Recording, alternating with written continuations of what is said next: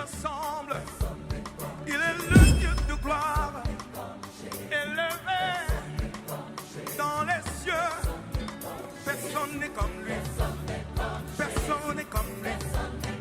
Personne n'est comme lui. Personne n'est comme lui. Personne n'est comme lui. Personne n'est comme lui. Personne n'est comme lui.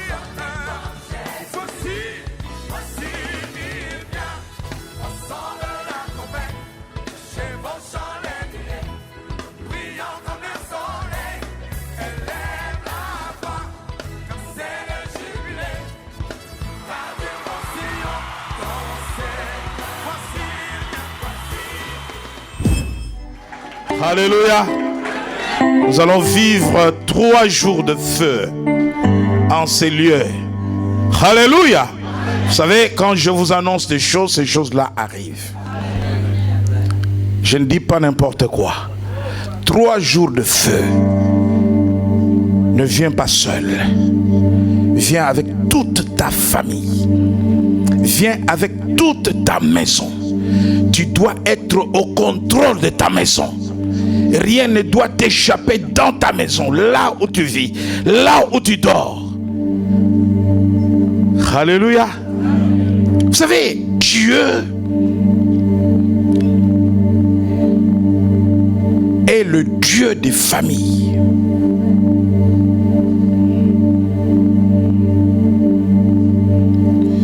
Je suis dit, moi et ma maison, nous servirons l'Éternel. La Bible dit que celui qui croit sera sauvé. Seul. Amen. Il n'y a pas un passage dans la Bible qui dit que le salut est personnel. C'est vous qui le dites. C'est dans vos Bibles, c'est pas dans ma Bible. Elle est où cette phrase? Amen. C'est une explication de la parole, mais c'est pas ce que Dieu dit. Parce que accepter Christ, c'est un engagement personnel, de bonne conscience. Mais le salut n'est pas personnel. Parce que quand Dieu appelle quelqu'un, il prend tous ceux qui sont avec lui. Corneille a reçu la visitation du Saint-Esprit. Il a réuni toute sa maison. Il est allé au-delà de sa maison. Le voisin, les amis, venez chez moi. Quelque chose va se passer. Et c'est comme cela, pour la première fois, que les non-juifs, le païen que nous étions, le Saint-Esprit est venu sur ceux qui n'étaient pas juifs. Quand Dieu sauve Noé, il dit à Noé, entre dans l'arche, toi, tes filles et tes beaux-fils, toute sa maison. Quand Dieu fait sortir Lot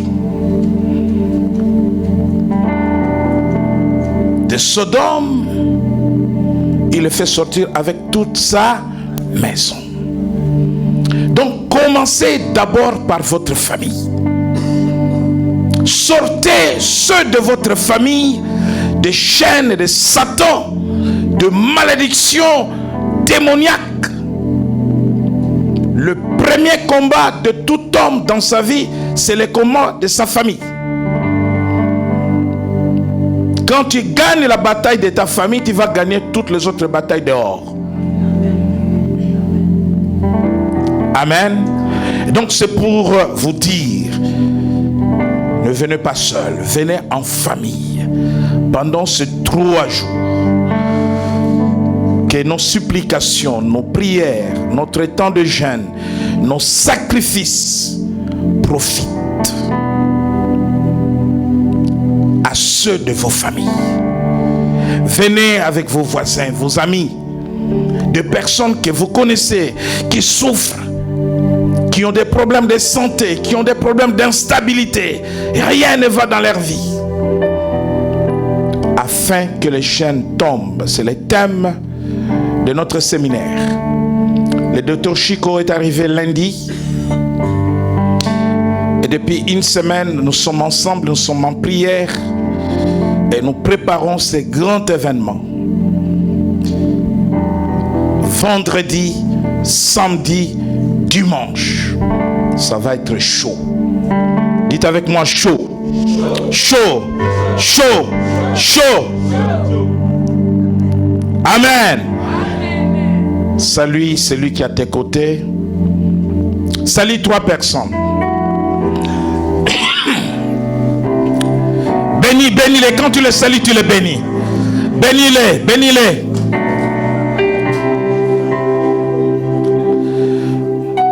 Trois personnes. Bénis 3 personnes.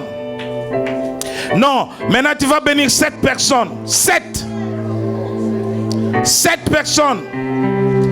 Si tu n'as pas fini de bénir 7 personnes, ne reviens pas à ta place. 7 personnes. Parole de bénédiction.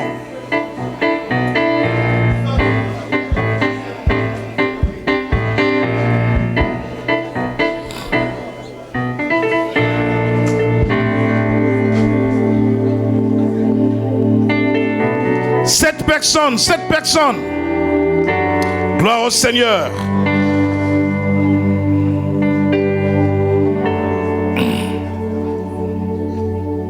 Sept personnes.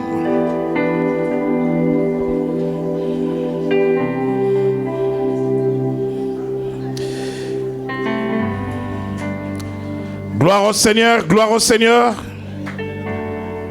Merci Jésus. Nous voulons nous asseoir et écouter les oracles de Dieu ce matin. Tu aimes la parole de Dieu. Alléluia. Mais tu ne la choisis pas. Amen. Si ça ne dépendait que de toi, on ne parlerait plus de la repentance dans la Bible. Alléluia. C'est la pilule amère. Mais il faut la prendre pour guérir. Amen. C'est comme la quinine. Qui connaît ce médicament, la quinine? En Afrique, quand tu as le paludisme, c'est un médicament qui fait mal. Mais si tu refuses de le prendre, tu meurs. Alléluia. Il y a une parole de foi qui fait mal. Mais si tu la rejettes, c'est ta mort. Ta mort spirituelle, n'est-ce pas? C'est l'année de l'intégrité. Un message fort. Amen. Quand le pasteur Christian parle de l'intégrité, des fois je lui dis stop. Tu es trop sévère. Alléluia. Mais la Bible dit instruis dans toute la rigueur avec la parole. Amen. Dieu est bon, il châtie ce qu'il aime. Donc la parole, tu ne la choisis pas. Amen. Vous savez, il y a, je crois, 20 ans, ou 18 ans,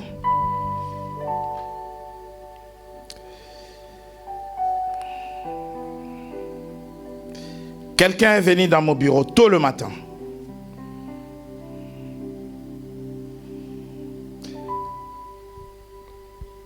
Un dimanche,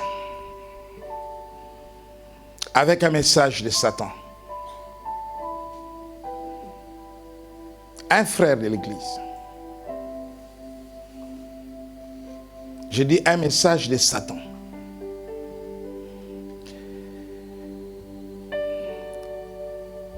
Dit homme de Dieu, en ce moment, tu as un message très dur. Tu ne parles pas de l'amour. Et je lui ai dit que c'est vraiment Satan qui t'a envoyé. Parce qu'aujourd'hui, je ne vais pas prêcher sur l'amour. Justement, le message d'aujourd'hui est trop dur encore. Plus dur que celui du dimanche dernier. Alléluia. Il y a des messages que les sorciers n'aiment pas dans l'église. Celui du combat spirituel de la délivrance. Amen. Vous savez, Jésus, lorsqu'il envoie les disciples, il les envoie toujours avec un cahier de charge. Allez annoncer la bonne nouvelle, chassez les démons, guérissez les malades. Si on vous reproche de faire ce que Jésus a fait, ce qui vous reproche vient de la part de l'ennemi. Amen. Bien-aimés dans le Seigneur veut préparer nos cœurs pour notre intérêt, pour notre bien. Dis pour mon bien. Pour mon bien. Prêche. Dites-moi prêche. Dites pour mon bien. Prêche. Prêche.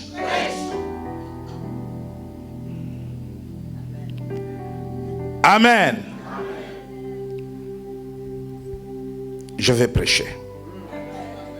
Pourquoi ma souffrance est-elle continuelle? Quelqu'un est-il malade? Quelqu'un est-il instable?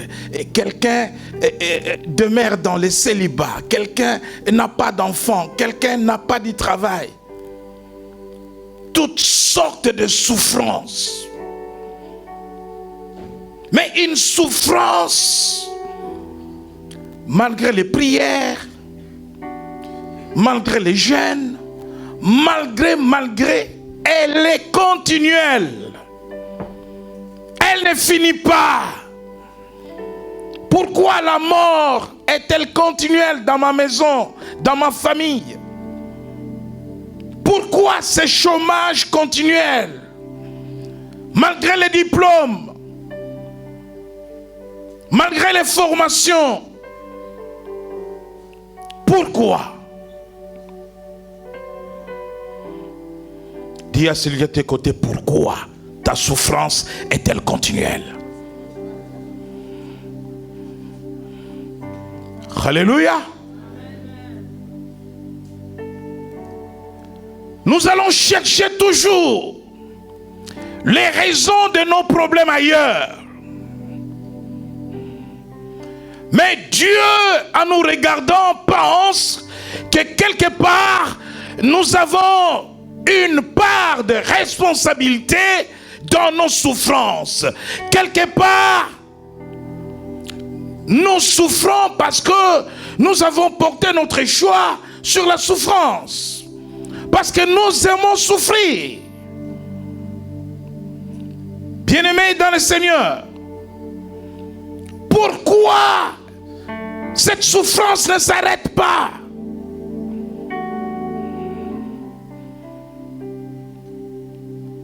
Est-ce que venir à l'église tous les jours fait arrêter la souffrance? Non. Est-ce que donner les offrandes tous les jours fait arrêter la souffrance? Non.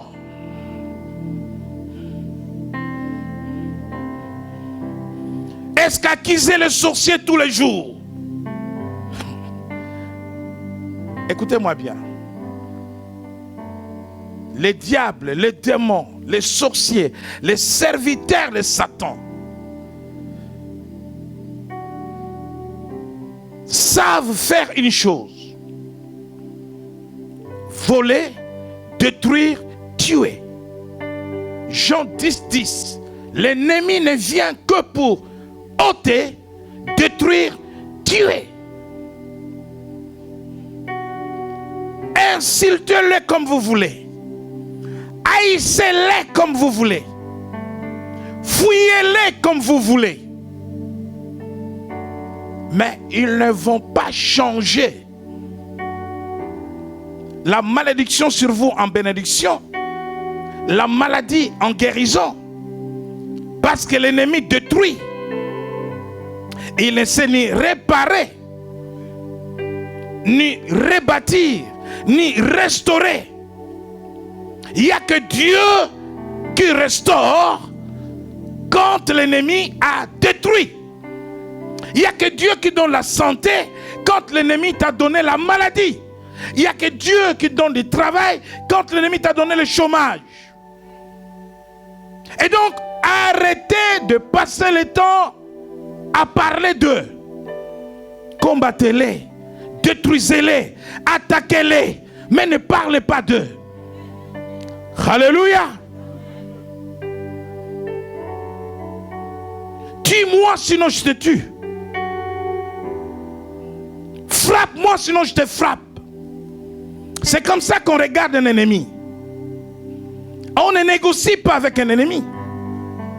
On ne collabore pas avec un ennemi. On ne supplie pas un ennemi. Ne suppliez pas les sorciers, ils n'ont pas de cœur. Ils n'ont pas pitié de vie des gens. Ne leur donnez pas de cadeaux pour qu'ils arrangent vos situations. Mais tournez-vous vers Dieu. C'est Dieu qui est au contrôle de la vie de chacun d'entre nous. Pourquoi ma situation est-elle catastrophique, mais alors continuelle? La Bible en anglais utilise le mot perpétuel. Vous savez, en français, lorsqu'on dit continuel, le mot il est faible. Il ne fait pas mal. Il ne fait pas peur.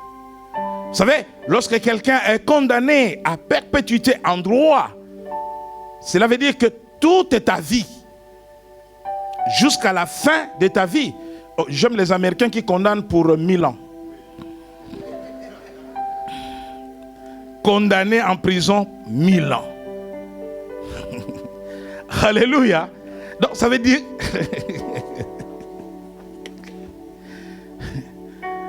Personne ne vit déjà.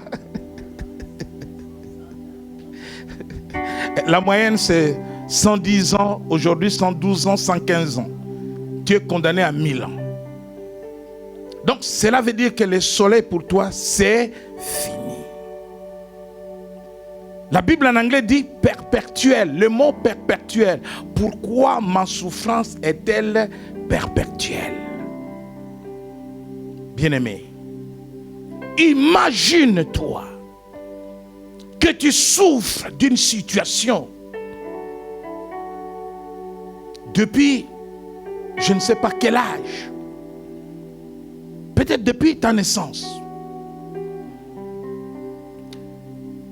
peut-être depuis ton enfance, des années durant, et tu n'en finis pas. Le moment est venu d'en découdre. Le moment est venu d'en finir. Et pour en finir, Dieu a la recette. Pourquoi ma souffrance est-elle continuelle? Nous lisons la parole de Dieu dans l'évangile, dans les livres de Jérémie. Avant d'aller dans l'évangile, Jérémie, chapitre 15, nous lisons le verset 18. Dans un premier temps, quel est le verset 18?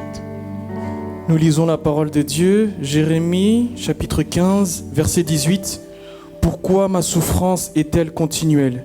Pourquoi ma plaie est-elle douloureuse et ne veut-elle pas se guérir? Merci. Il y a la souffrance qui est continuelle, il y a la plaie qui est douloureuse et ne veut-elle pas guérir? Nous allons chercher la réponse à cette problématique dans Jérémie chapitre 30 et nous reviendrons au chapitre 15. Jérémie chapitre 30. Nous lisons le verset 15. Jérémie, chapitre 30, verset 15, je lis la parole au nom de Jésus-Christ. Pourquoi te plaindre de ta blessure, de la douleur que cause ton mal? C'est à cause de la multitude de tes iniquités, du grand nombre de tes péchés, que je t'ai fait souffrir ces choses. Amen. Quelqu'un a la réponse? Alléluia. Quelqu'un a la réponse? Quelqu'un a la réponse? Ici, le problème, c'est qui? Qui dit non? Pourquoi vous voulez toujours camoufler les choses? Pourquoi vous voulez toujours camoufler? Dieu parle à chacun individuellement. Dieu parle au singulier. Arrêtez cette histoire de nous.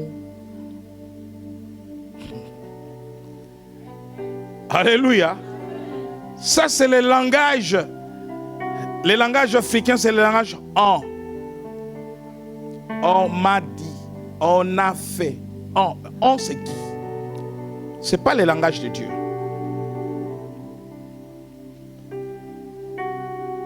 Le problème, c'est qui? Le problème, c'est qui? Quelqu'un fait ça. Le problème, c'est qui? C'est moi. Alléluia. C'est pas compliqué. À partir du moment où tu es le problème, mais Dieu dit que tu es aussi la solution. Tu es la question. Et Dieu dit que tu es aussi la réponse. Alléluia. Personne d'autre ne va résoudre ces problèmes-là. Personne. Bien-aimé, il y a des choses que tu ne peux régler que toi avec Dieu.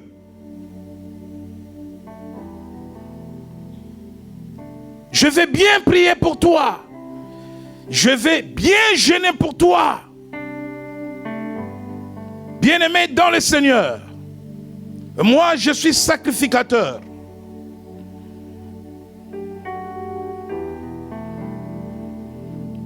Parce que pasteur, c'est un peu tout le monde. Oui. Mais je préfère vous dire que je suis sacrificateur. Si vous ne me croyez pas, ma femme me croit. Parce que elle est la seule personne qui sait combien je souffre pour l'Église. Qui sait combien je souffre pour chacun d'entre vous.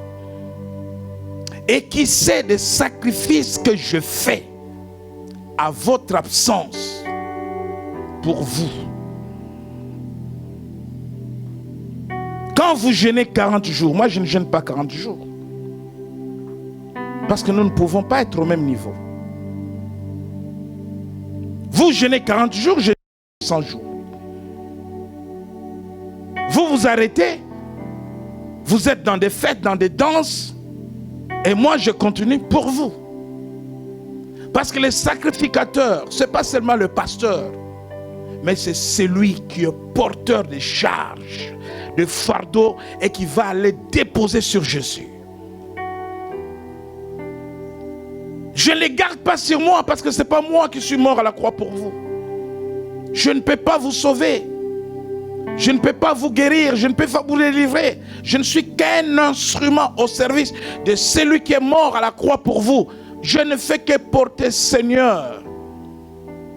Et je vous cite individuellement. Voici le fardeau du peuple.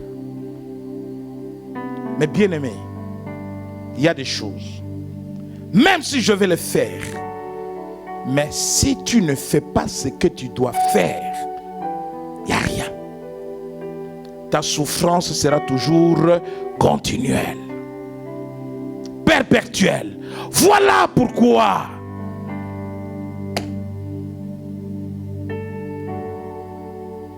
lorsque tu as compris que le problème c'est toi, lorsque j'ai compris que le problème c'est moi, maintenant, que dois-je faire? Nous avançons bien.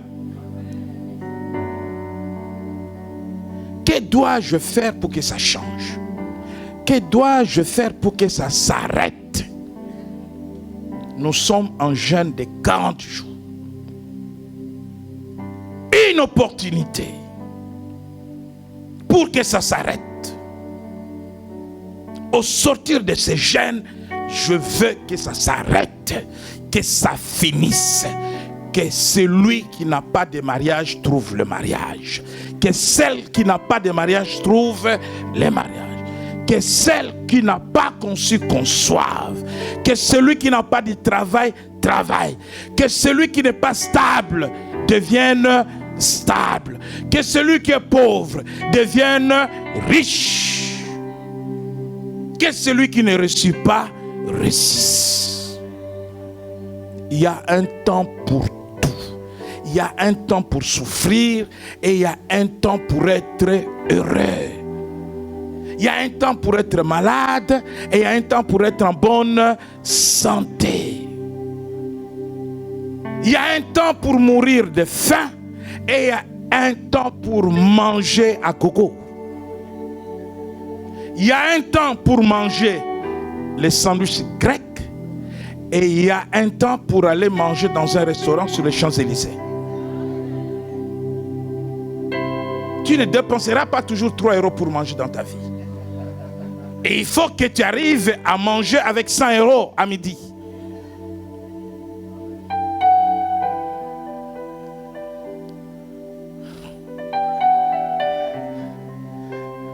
Je ne veux pas que tu meurs avant d'avoir mangé avec 100 € à midi. La mort en soi n'est pas un drame. Mais il y a des choses qu'il faut faire dans la vie. Alléluia. Parce que l'aisance, l'abondance fait partie de ta destinée. Alléluia. Non, il y a des choses que tu dois vivre sur la terre. Parce qu'au ciel, il n'y a pas de souffrance, il n'y a pas de problème. Bien-aimé, pendant ces 40 jours, il faut que ça change. Quelqu'un dit, il faut que ça change. Il faut que ça s'arrête. Il faut que ça finisse. Bien-aimé, Dieu te rend le pouvoir, l'autorité de mettre fin à la souffrance dans ta vie.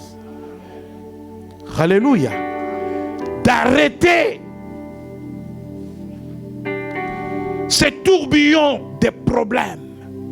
Tu tournes toujours autour des mêmes difficultés. Il est temps que ça change. Et pour que ça change, Dieu te dit, c'est toi le problème, c'est toi la solution, c'est toi la question et c'est toi la réponse. Nous retournons dans Jérémie au chapitre 15, verset 19. Et là, Dieu te donne la stratégie. Dites avec moi stratégie. Voilà. Quand Dieu te donne la stratégie, tu as la stratégie de Dieu. Tu appliques seulement la stratégie de Dieu et tu as la solution. Tu as la réponse. Dieu parle. Lisons le verset 9. Et nous irons jusqu'au verset 21. Jérémie 15, du verset 19 au verset 21. Je lis la parole du Seigneur Jésus-Christ. C'est pourquoi ainsi parle l'Éternel. Si tu te rattaches à moi, je te répondrai et tu te tiendras devant moi. Si tu sépares ce qui est précieux de ce qui est vil, tu seras comme ma bouche. C'est à eux de revenir à toi, mais ce n'est pas à toi de retourner vers eux. Je te rendrai pour ce peuple comme une forte muraille d'airain. Ils te feront la guerre, mais ils ne te vaincront pas. Car je serai avec toi pour te sauver et te délivrer, dit l'Éternel. Je te délivrerai de la main des méchants, je te sauverai de la main des violents. Parole du Seigneur. Amen. Alléluia. Je sais que dans cette partie du texte, il y a des choses qui vont vous intéresser plus. Ils te feront la guerre, mais ils ne te vaincront pas. Car je serai avec toi pour te sauver et te délivrer. Je te délivrerai de la main des méchants. Je te sauverai de la main des violents. Ça vous intéresse. Et ça, vous aimez. Quelqu'un aime ça, n'est-ce pas? Moi, j'aime ça. Ça, c'est intéressant. Amen. C'est intéressant. C'est vraiment intéressant pour l'église. Et si j'étais quelque part, les hommes et les femmes allaient sauter, rien qu'à entendre cette partie-là, crier très fort. Mais vous ne réagissez pas. Ils te feront la guerre. Mais c'est toi qui seras vainqueur. Ça, nous aimons. Amen. Mais avant d'en arriver là, tous les problèmes commencent. Avant qu'on en arrive là, ça nous aimons. Tu aimes bien manger la semoule, mais quand le doigt de maman brille au feu là-bas, tu sais, quand tu fais la semoule, des fois, ça saute, ça... Aïe! Toi, tu aimes bien la table, hein? Mais ce qui se passe dans la cuisine. Regardez la plupart des mamans, vous allez voir des brûlures. Elle s'est coupée les doigts parce qu'elle était en train, comme vous aimez trop la viande. Prenez beaucoup de légumes pour l'équilibre physiologique. Mangez beaucoup de poissons, prenez des légumes. Vous êtes trop dans la viande. Hein? Vous verrez que les mamans ont quelque part des cicatrices. Hein? Ça, c'est la souffrance de la femme. Ah, les mamans souffrent. Il faut beaucoup les respecter. Il faut leur donner beaucoup d'amour.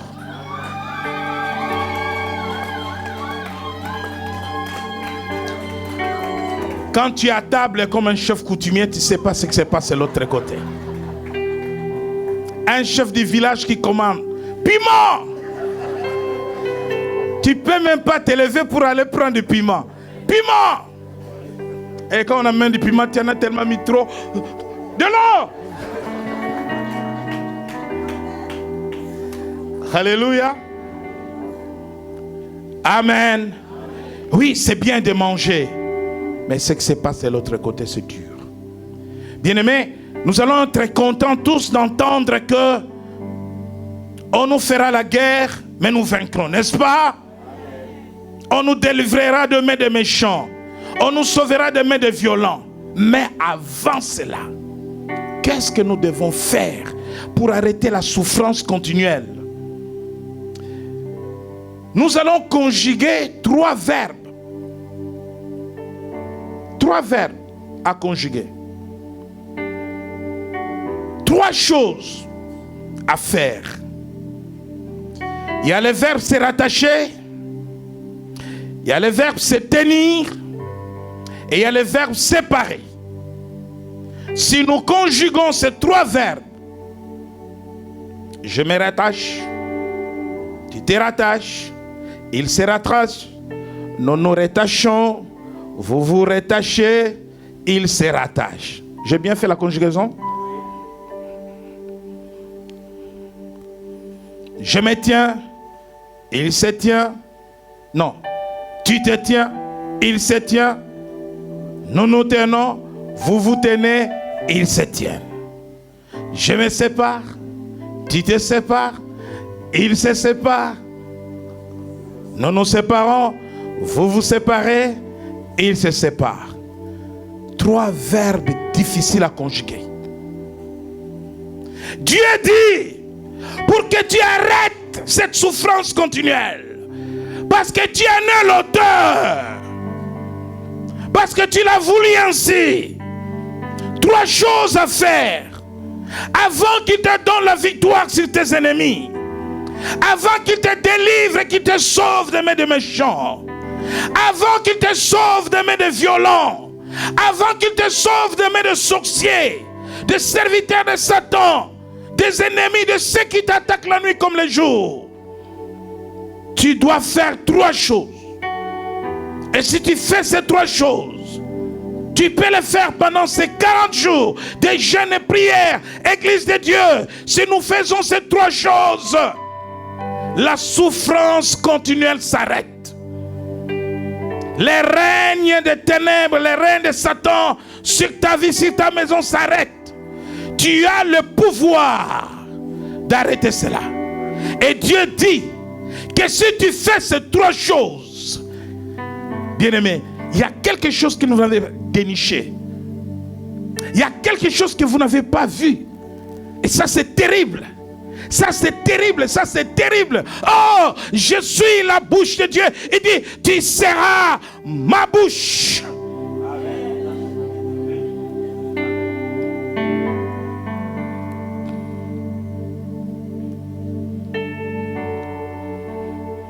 Je dirais un mot sur la bouche de Dieu. Qu'est-ce que c'est être la bouche de Dieu? Bien-aimé, quand tu es la bouche de Dieu, tout ce qui sort de ta bouche arrive.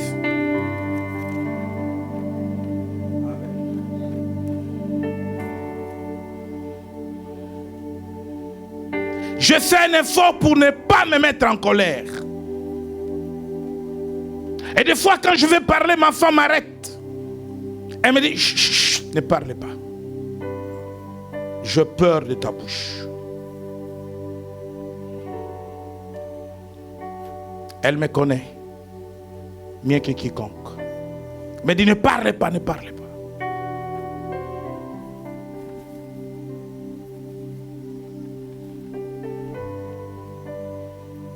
La bouche de Dieu.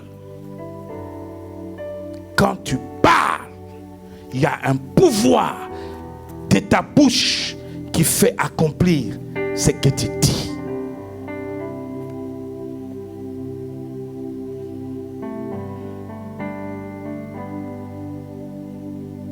Lorsque Élie a dit, sur ma parole, il n'y aura ni pluie, ni rosée en Israël. Ce n'est pas Dieu qui a parlé. C'est un homme comme toi et moi. Parce que sa bouche était la bouche de Dieu.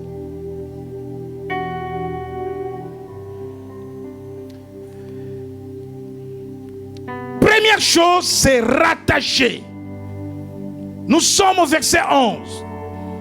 Si tu te rattaches à moi, rattacher veut dire quoi? Veut dire que quelque chose. Ancien aimé, viens.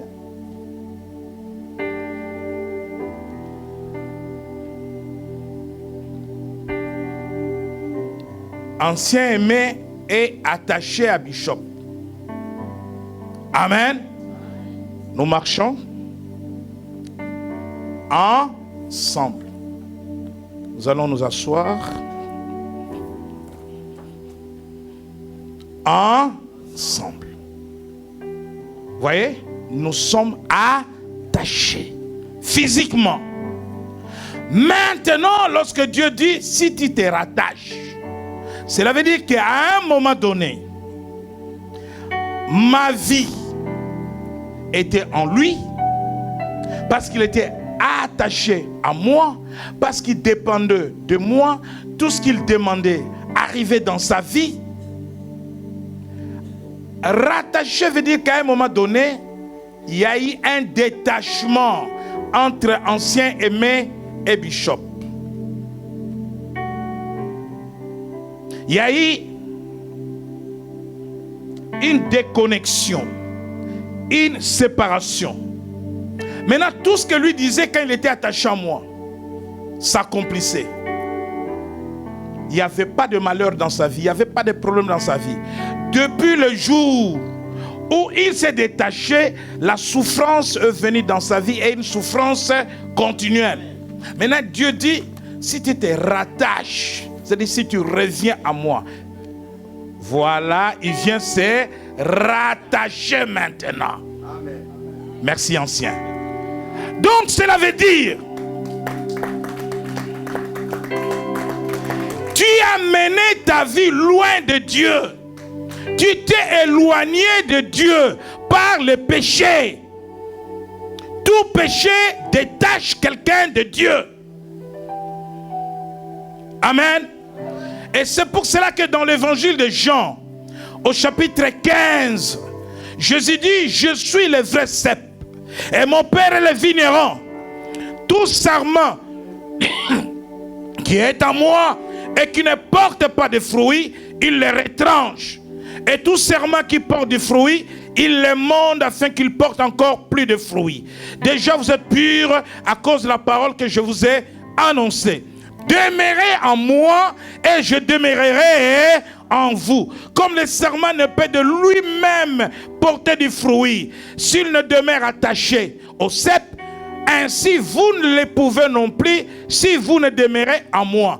Nous ne pouvons rien faire sans Dieu. Voilà pourquoi Jésus à chaque fois il dit à mon nom, demandez au Père ce que vous voulez, le Père vous l'accordera. À mon nom vous guérirez les malades, à mon nom vous chasserez les démons, parce que nous sommes attachés à lui. Lorsque le péché vous sépare de Christ,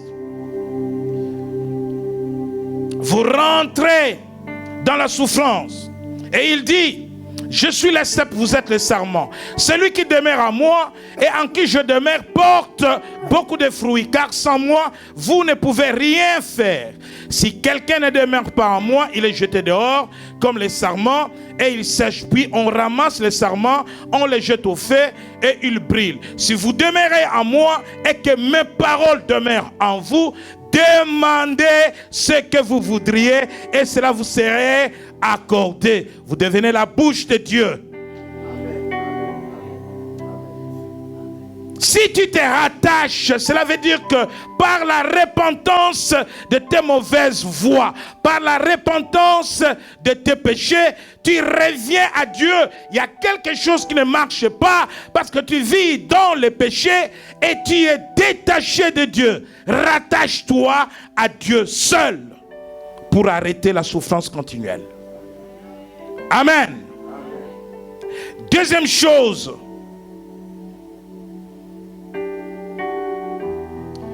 tu te tiendras devant moi. Habakkuk, chapitre 2, rapidement, du verset 1er au verset 2. Se tenir devant Dieu. On se tient devant Dieu dans la prière. Nous sommes en jeûne et prière. Se tenir devant Dieu, c'est aller au-devant de lui en prière. Quand Daniel priait dans le livre de Daniel, il dit, je me tenais debout. On se tient devant Dieu dans la prière. Habakkuk, lorsqu'on se tient devant Dieu dans la prière, il y a la promesse de Dieu, la révélation de Dieu que nous recevons. Lisez rapidement Habakkuk. Habakkuk, chapitre 2, verset 1, je lis la parole au nom de Jésus-Christ. J'étais à mon poste et je me tenais sur la tour. Je veillais pour voir ce que l'Éternel me dirait et ce que je répliquerais après ma plainte. L'Éternel m'adressa la parole et il dit, écris la prophétie, grave-la sur des tables afin qu'on la lise couramment. Car c'est une prophétie dont le temps est déjà fixé. Elle marche vers son terme et elle ne mentira pas.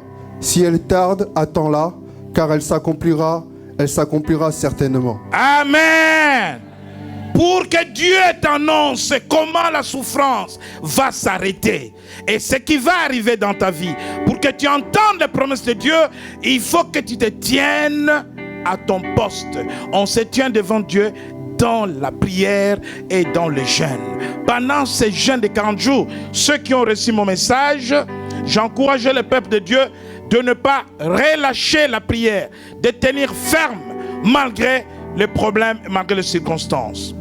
Troisième verbe, si tu te sépares de ce qui est précieux, de ce qui est vil, tu seras comme ma bouche. Alléluia. Tu te rattaches à Dieu. Tu te tiens dans sa présence dans la prière. Mais Dieu veut. Parce que Dieu n'est pas un homme qui amène la confusion et le mélange. Dieu est Dieu. Il n'est pas un homme pour mentir. La bouche qui sera sa bouche, ne pas dans le mélange du faux et du vrai. Si tu sépares ce qui est précieux et ce qui est vil, tu seras ma bouche. Bien-aimé dans le Seigneur, un enfant de Dieu doit faire la part des choses entre ce qui est bon et ce qui est mauvais. Séparer le bien du mal. Le Saint-Esprit doit te donner la sagesse et l'intelligence de séparer ce qui est utile et ce qui est inutile. Tout n'est pas utile. Tout ne contribue pas à l'édification d'un enfant de Dieu. Tout ne contribue pas à la sanctification d'un enfant de Dieu. Qu'est-ce qui est utile dans ta vie? Qu'est-ce qui est précieux? Ce soir, vous allez recevoir ce message. Nous sommes plusieurs ici. Peut-être que 50 seulement vont aller écouter encore ce message. Si vous ne recevez pas le message que j'envoie, laissez votre nom et votre téléphone au protocole avant de partir. Voyez-vous, vous allez recevoir le message. Peut-être 50 seulement vont s'intéresser. Pourquoi? Parce que c'est précieux. Ok? Ok? Mais si j'envoie un autre message où un frère est en train de frapper sa femme, j'ai filmé. Non seulement que toute l'église va visionner. Vous voyez ce qui est vil, hein? Ce qui n'est pas précieux. Non seulement que toute l'église va visionner. Vous allez visionner. Après avoir visionné, vous allez envoyer. Mais les messages du bishop, vous ne les partagez pas avec d'autres.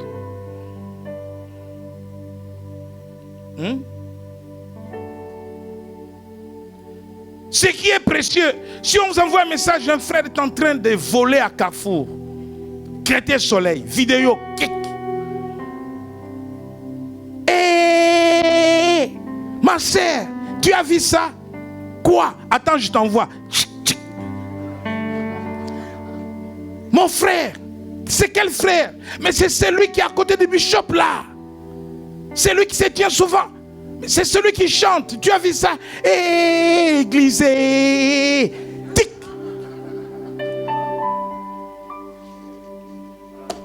Les chrétiens aiment ce qui est vil. Des choses inutiles. La bassesse.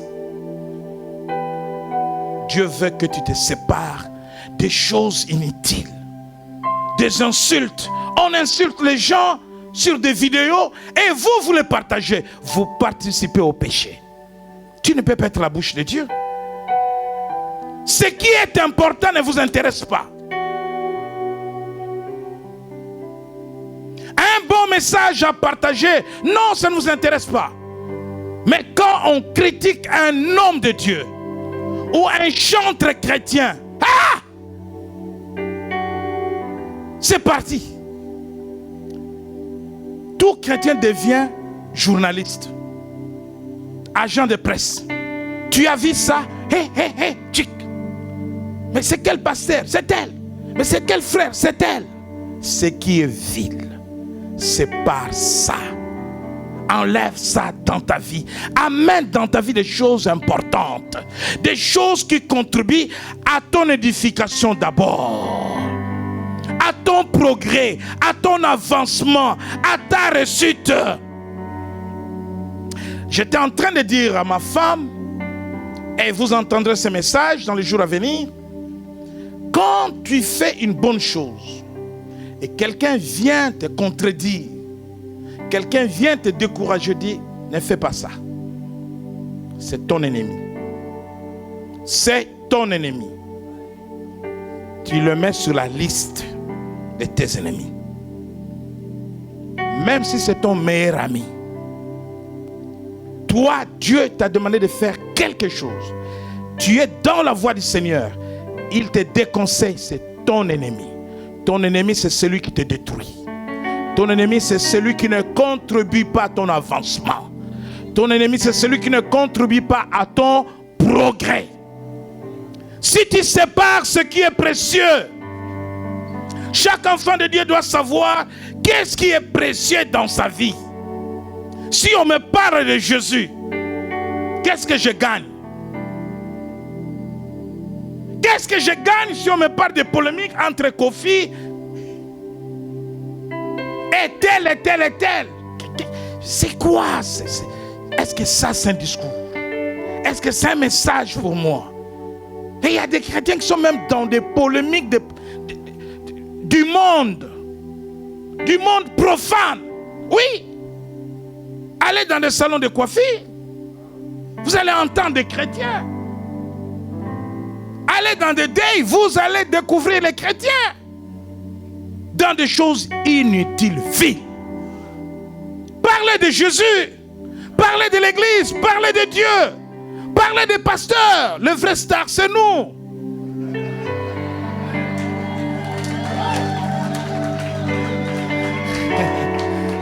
Les stars du royaume. Vous êtes les stars du royaume de Dieu. Parlez de vous. Alléluia. Parlez du frère Anto qui a chanté. Oh, ces chants-là. Oh, quand Mindo chantait. Quand Owen chantait. Quand Brice jouait. Ce sont les vrais stars du royaume. Séparez-vous des choses inutiles. Ça ne nous avance pas. Alléluia. Je vous ai dit, arrêtez. Si tu vois ce message, envoie à 10 personnes. Souvent, vous ne regardez pas le contenu des messages. Il y a tellement de bêtises.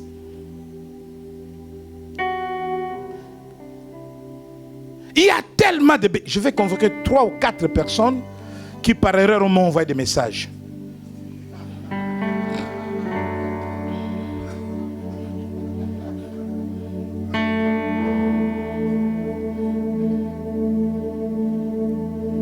Il y a quelqu'un qui vient ici pour la prière, il n'est pas de jubilé.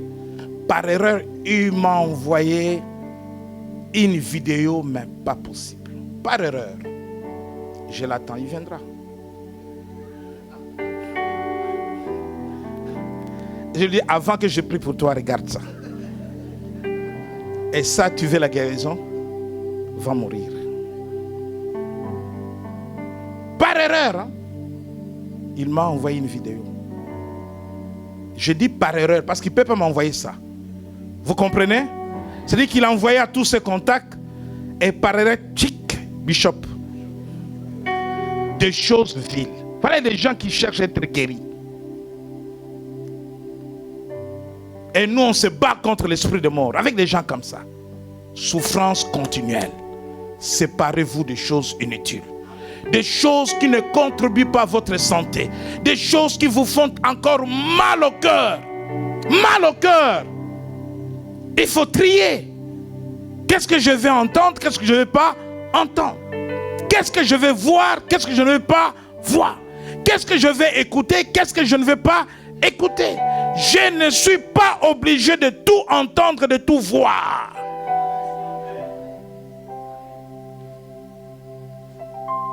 Si quelqu'un t'envoie un message qui n'est pas édifiant, qui t'envoie des bêtises, des critiques des églises, des critiques des pasteurs, des critiques des chantres chrétiens, tu peux supprimer son numéro sur tes contacts. Si c'est un chrétien, reprends-les. Dis change, sinon ne m'envoie pas tes messages. Alléluia. Parce que ce sont des choses inutiles, des choses viles. Vous avez besoin de choses qui vous font gagner. Vous avez besoin de choses qui vous font avancer, qui vous édifient dans votre foi. Et bien aimé, lorsque nous avons la conjugaison de ces 3 verbes, c'est rattacher à Dieu, c'est tenir dans la prière, c'est séparer des choses inutiles. et on choisit les choses précieuses, on sépare les choses précieuses des choses inutiles, c'est alors et c'est seulement là que Dieu nous donne la victoire sur nos ennemis, nous sauve de mains des violents, de mains de méchants, et nous avons le pouvoir d'arrêter la souffrance. Elle ne peut pas être continuelle. Dieu veut qu'au sortir de ce jeûne de 40 jours, que ce qui continue s'arrête. Quelqu'un dit s'arrête. S'arrête. Quelqu'un dit stop. Il faut que ça change. Que le Seigneur vous bénisse.